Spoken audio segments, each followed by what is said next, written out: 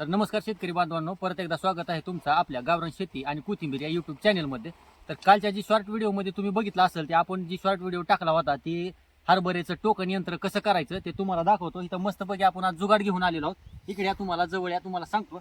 या बुक्सच्या इथं 2 नळ लावलेले आहेत आणि इथं जे आहे ते वरी असं हरभरा सोडायचं यंत्र केलेलं आहे. आणि समोर जे आहे हे तुम्ही बघू शकता, असं थोडं लांब एक 5-6 फुटाचं लाकूड बांधलेलं आहे, कारण की इथं दोघांनी धरून ओढायला. आणि ही जे आहे असं सरीत मस्त चलतंय.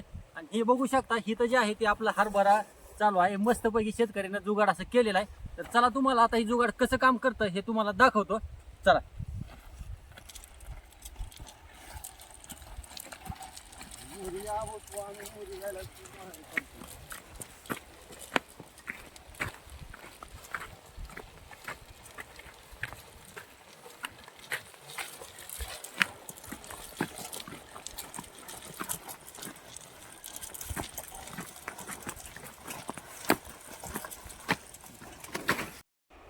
तर हे बघू शकता, आता जे तुम्ही बघितलं ते इकडे तुम्हाला दाखवतो कसं असं कसं पडतंय.